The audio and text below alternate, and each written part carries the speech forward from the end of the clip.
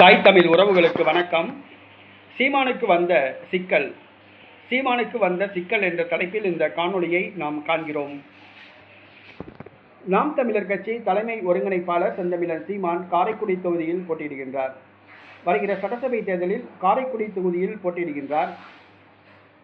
நாம் தமிழர் கட்சி சின்னமான விவசாயி சின்னத்தில் போட்டியிடுகின்றார். நாம் தமிழர் கட்சி 5வது தேர்தலை சந்திக்கிறது. 4 முறை இதுவரை சின்னங்கள் மாற்றப்பட்டுள்ளது. முதலாவதாக இரட்டை மெழுகுவர்த்தியில் போட்டியிட்டது. 2வதாக கரும்பு விவசாயி சின்னத்தில் போட்டியிட்டது. கடந்த முறை ஒளிவாங்கி சின்னத்தில் போட்டியிட்டது. இந்த முறை விவசாயி சின்னத்தில் போட்டியிடுகின்றது. விவசாயி சின்னத்தில் செந்தமிழன் சீமான் போட்டியிடுகின்றார். அவரை எதிர்த்து இந்திய குடியரசுக் கட்சியை சார்ந்த கருப்பையா என்பவர் போட்டியிடுகிறார். நாம் தமிழர் கட்சியின் பழைய சின்னமான கரும்பு விவசாயி சின்னத்தை இந்திய குடியரசுக் கட்சிக்கு தேர்தல் ஆணையம் வழங்கியுள்ளது. நாம் தமிழர் கட்சி வாக்களிக்கின்றவர்கள் அவர்களை குழப்புவதற்காக, நாம் தமிழர் கட்சிக்கு வாக்களிக்கும் வாக்காளர்களை குழப்புவதற்காக இந்த நடவடிக்கைகளை திமுக தூண்டிவிட்டுள்ளது.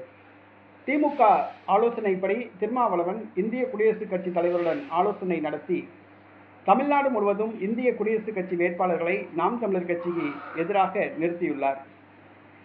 நாம் தமிழர் கட்சியின் சின்னமான பழைய சின்னத்தில் இந்திய குடியரசுக் கட்சி வேட்பாளர்கள் நிறுத்தப்பட்டுள்ளனர்.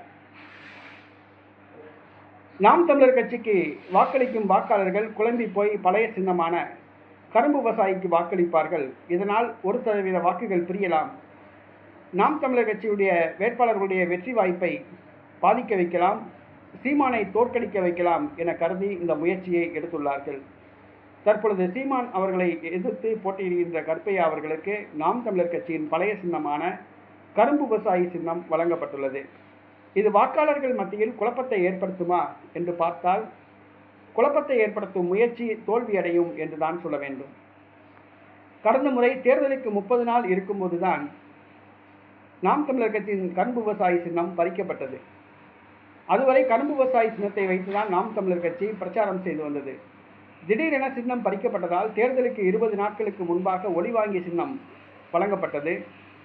தமிழ்நாடு முழுவதும் நாம் தமிழர் கட்சி தொண்டர்கள் ஒளிவாங்கி சின்னத்தை மக்கள் மத்தியில் கொண்டு போய் சேர்த்தனர்.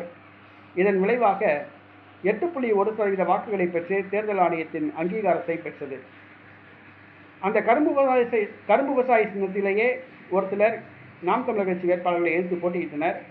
இருந்தாலும் 1% வாக்குகள் நாம் தமிழர் கட்சிக்கு உள்ள வேண்டிய வாக்குகள் அங்கு சென்றன. ஆனால் கடந்த முறை போட்டியிட்டு வாங்கிய வாக்குகளை விட சென்ற முறை கூடுதலாக 2% வாக்குகளை நாம் தமிழர் கட்சி பெற்றது. சின்னத்தில் குளறுபடி ஏற்படுத்தி நாம் தமிழர் கட்சியின் வெற்றி வாய்ப்பை பாதிக்க வைக்கலாம் என்ற முயற்சி தோல்வியடைந்தது. அதே போன்று இப்பொழுது நாம் தமிழர் கட்சியின் புதிய சின்னமான விவசாயி சின்னத்துக்கு எதிராக பழைய சின்னத்தில் ஒரு சில டம்மி வேட்பாளர்களை நிறுத்தி சீமானை தோற்கடிக்க வைக்கும் திமுகவின் முயற்சிகள் தோல்வியடையும். அந்த முயற்சி வெற்றி பெறாது. நாம் தமிழர் கட்சியின் புதிய சின்னம் விவசாயி சின்னமானது மக்கள் மத்தியில் கொண்டு போய் சேர்க்கப்பட்டு விட்டது.